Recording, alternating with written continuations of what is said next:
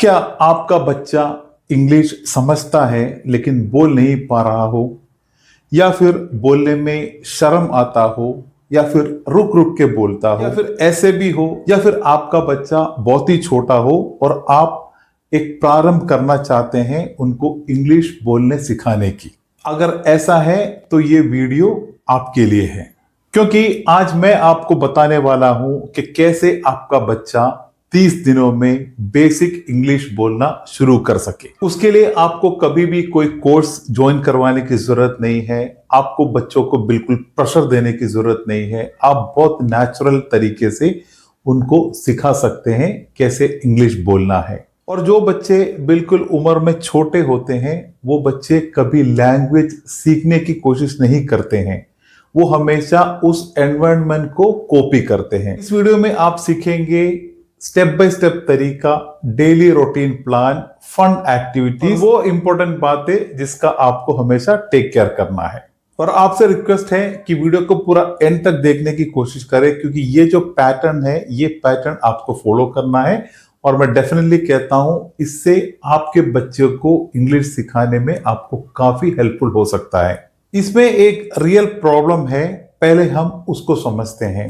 सबसे बड़ी प्रॉब्लम क्या है? हम बच्चों को इंग्लिश एक सब्जेक्ट की तरह सिखाते हैं। हमें हमेशा लैंग्वेज को लैंग्वेज की तरह ही सिखाना पड़ता है। स्कूलों में भी बच्चे हमेशा ग्रामर ज्यादा सीखते हैं, बोलना नहीं सीखते। तो सबसे बड़ी प्रॉब्लम भी यही है कि लैंग्वेज हमेशा बोलने से ही आती है, कभी रटने से लैंग्वेज नहीं सीखा जाता।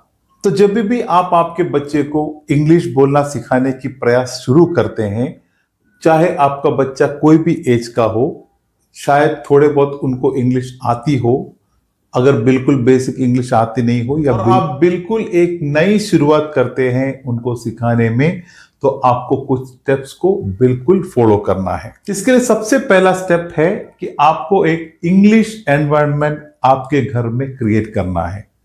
इसका मतलब यह है कि आपके जो घर के एटमॉस्फेयर है, उसमें आपको इंग्लिश के कुछ वर्ड्स को डेली यूज करने हैं। आपको बिल्कुल ही सिंपल वर्ड्स का उपयोग करना है। आप हर दिन कुछ कुछ वर्ड्स ऐसे बोलते रहे, ताकि आपके बच्चे को उस एनवायरनमेंट से इंग्लिश उनको सीखने में इजी हो पाए।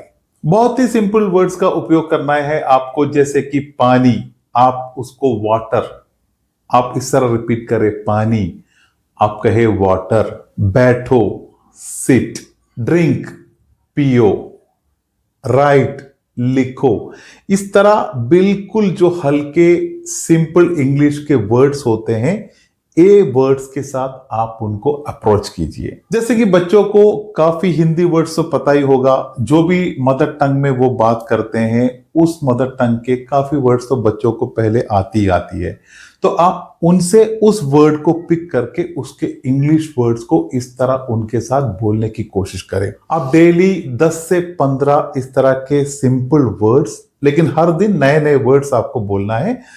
मैं कहता हूं आप एक 10 वर्ड्स कम से कम इस तरह आप उनके साथ डिस्कस करें। इस तरह के वर्ड्स में पहले आपका जो मदर टंग है, फॉर एग्जाम्पल अगर हिंदी है, फॉर एग्जाम्पल आप पानी बोलना चाहते हैं तो पानी, वाटर, इस तरह आप उनको सिखाने की कोशिश करें। इस तरह बोलने से क्या होगा, बच्चों के लिए वो एक एनवायरनमेंट बन जाएगा जिधर से वो इंग्लिश वर्ड्स को सुनने लगेंगे। उनको ये पता चल जाएगा कि पानी का एक अलग मीनिंग है वाटर। उसको एक लैंग्वेज से दूसरे लैंग्वेज में इजी से उन लोग कंपेयर कर लेंगे। और इस तरह का जब एक एनवायरनमेंट बनता है, तो वो इजी से इसको सीख लेते हैं। आप हर दिन इस तरह 10 से 15 हल्के सिंपल वर्ड्स को रिपीट करें, और आप नोट कर सकते हैं कि बच्चा धीरे धीरे उसको खुद बोलना शुरू करेगा। इसी को ही कहते हैं इंग्लिश एनवायरनमेंट क्रिएट करना। और आपको मैं ये बताता हूं कि ये सबसे पहला स्टेप आपको यही करना है, और आप एक बार करके देखिए, जरूर आपको इसका रिजल्ट मिलना शुरू होगा। इसके बाद स्टेप नंबर 2 है लर्न थ्रू प्ले। मतलब आपको बच्चों को खेल खेल में सिखाना है। आपको इंग्लिश को एक खेल की तरह सिखाना है। इसके लिए आप सबसे पहले यूज कर सकते हैं जो पिक्चर्स वाली बुक आती है, जिसपे फ्रूट्स, वेजिटेबल्स, एनिमल्स, इसके सब के जो बुक आते हैं जिसमें पिक्चर और उसका नाम हो, उस तरह का एक बुक, या नहीं तो आप टीवी में जो इंग्लिश कार्टून्स होते हैं उसका भी हेल्प ले सकते हैं। ये दोनों मेथड आपके लिए बेस्ट रहेगा और उससे आप बच्चों को इस तरह उसके इंग्लिश मीनिंग, उसके वर्ड्स के इंग्लिश सिखा सकते हैं। एग्जाम्पल, एक पिक्चर के बुक है, उसमें आप मान लो कि उसके अंदर एक बिल्ली है। आप बच्चे को पूछ सकते हैं ये क्या है, और आप खुद उसका आंसर उनको बता सकते हैं, दिस इज ए कैट। तो इस तरह जब बच्चा सीखता है, उनको जल्दी वो चीजें समझ में आती है। और इस तरह के पिक्चर के बुक या फिर आप इस तरह इंग्लिश के कोई कार्टून से जब बताते हैं, जब उनको सिखाते हैं, तो उनको एक खेल खेल में उनको ये सीखने में बहुत इजी हो जाता है। इसमें सबसे इंपॉर्टेंट ये है कि बच्चा जो है इसको एक फन एक्टिविटी की तरह सीखते हैं, और इस तरह सीखे हुए चीजों को बच्चे कभी भूलते नहीं हैं। तो आप इस तरह पिक्चर बुक हो या इंग्लिश कार्टून हो, उसके द्वारा आप बच्चे को सिखाने की कोशिश करें। अब इसके बाद स्टेप नंबर 3 है डेली स्पीकिंग प्रैक्टिस। आप हर दिन कम से कम एक 10 मिनट आपके बच्चे को इंग्लिश में इंग्लिश बोलने की प्रैक्टिस दें। आप बिल्कुल छोटे छोटे इंग्लिश सेंटेंस ही बुलवाए। For example, I am eating, I am playing, I am going, I am watching, I am sleeping, I am working. इस तरह बिल्कुल हल्के इंग्लिश सेंटेंस उनके साथ बोल के आप उनको प्रैक्टिस करवाए। इसमें क्या होगा कि डेली के इस तरह के जो प्रैक्टिस, कम से कम मैं कहता हूं ये भी आप एक 5 सेंटेंस इस तरह डेली सिखाने की कोशिश करें। जो भी वो एटमॉस्फेयर के साथ मिलता जुलता है, उस लेवल के 5 वर्ड्स हर दिन, 5 सेंटेंस हर दिन आप सिखाने की कोशिश करें। इससे क्या होगा कि बच्चों को वो सेंटेंस बनाने में उनको इजीनेस हो जाएगी और वो जल्दी सेंटेंस को सीख जाएंगे। और जरूर आपके बच्चे ऐसे बोलने के टाइम पे गलतियां तो करेंगे, लेकिन आप कभी भी उनको नहीं रोके। उस टाइम पे शुरुआत में आपको कभी भी उनको रोकना नहीं है। गलती होती है, आप उसको ऐसे ही छोड़ दीजिए, क्योंकि जब आप उनको गलतियों को सुधारने की कोशिश करेंगे तो उनको जो कॉन्फिडेंस है उसमें थोड़ी दबाव हो सकती है। तो आप बिल्कुल ही सुधारने की कोशिश नहीं करें, उनको बोलते रहने दें, क्योंकि जब गलतियां करते रहते हैं इससे उन लोग काफी चीजें सीखते रहते हैं। एक पेरेंट होते हुए आपको यही समझना है कि जो गलती है वो प्रैक्टिस का हिस्सा है, वो कभी एक प्रॉब्लम नहीं है। तो इस तरह करने से जो गलती आज वो करते हैं, अगले दिन या नेक्स्ट डे वो जो गलती है वो ऑटोमेटिक उनके साथ सुधर जाएगी। अब इसके बाद स्टेप नंबर 4 है स्टोरी मेथड।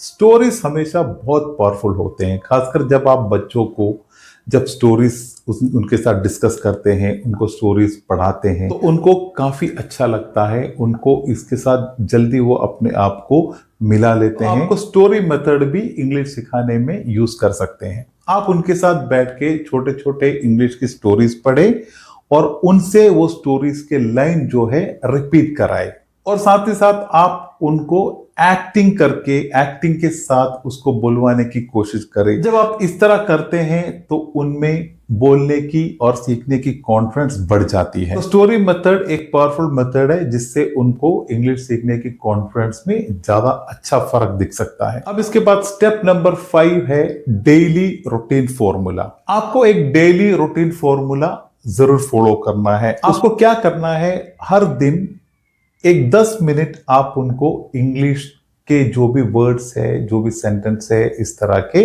वो थोड़ा सुनाइए। फिर अगला 10 मिनट आप उनको उसे बोलवाइए, और फिर एक 10 मिनट आप उनको उस वर्ड्स को, उस सेंटेंस को पढ़ने को कहे। तो इस तरह 10 मिनट सुनना, 10 मिनट बोलना और 10 मिनट पढ़ना, टोटल 30 मिनट्स का ये एक फॉर्मूला जो है, इसको ही एक डेली रूटीन फॉर्मूला कहते हैं। आप इसको हर दिन फॉलो करें। फॉर एग्जाम्पल, आप कम से कम एक 5 वर्ड्स या 5 सेंटेंस उनको सुनाइए, आप खुद बोल के सुनाइए। वही 5 सेंटेंस या 5 वर्ड्स को उनसे बुलवाए, और उसके बाद उसी चीज को ही उनको पढ़ने को कहे। तो इस तरह एक पैटर्न आप हर दिन बनाएंगे, ये आपके बच्चे को इंग्लिश बोलने में बहुत कॉन्फिडेंस बढ़ाता है। और ये प्रैक्टिस हर दिन आपको करना है और आप देखिए आपके बच्चे में कितना बड़ा फर्क आएगा इंग्लिश सीखने में।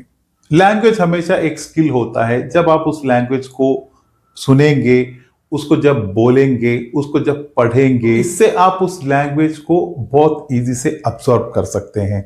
और खासकर जब आप बच्चों को उनके वो छोटे एज से इस तरह लैंग्वेज की प्रैक्टिस देते हैं, फॉर एग्जाम्पल आपका जो भी मदर टंग हो वो तो आप बचपन से बिल्कुल छोटे एज से ही उनको सिखाते हैं।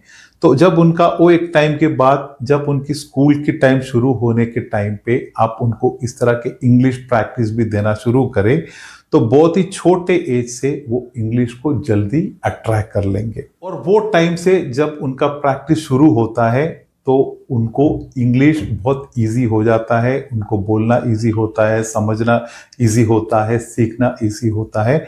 और इस तरह ही इसका प्रैक्टिस आपको देना है। एक एडवांटेज और भी है, जो पेरेंट्स इंग्लिश में बिल्कुल लो लेवल के ही इंग्लिश अगर जानते हैं और वो अपने बच्चों को उस लैंग्वेज पे बेसिक लेवल से सिखाना शुरू करेंगे, तो बच्चे तो सीखेंगे और वो पेरेंट्स को जिनको इंग्लिश में इतना ज्यादा स्ट्रेंथ नहीं है, वो भी उनके बच्चों के साथ इंग्लिश सीखने में वो भी काबिल हो जाएंगे। और हमेशा आपको यही समझना है कि लैंग्वेज ऐसा नहीं है कि आप 2 दिन में या एक बड़े कोर्स से 1 दिन जल्दी या 10 दिन से सीख जाएंगे। ऐसा नहीं होता है। लैंग्वेज एक लॉन्ग टर्म प्रोसेस होता है, स्टेप बाय स्टेप और टाइम टू टाइम ही इसे सीखा जाता है।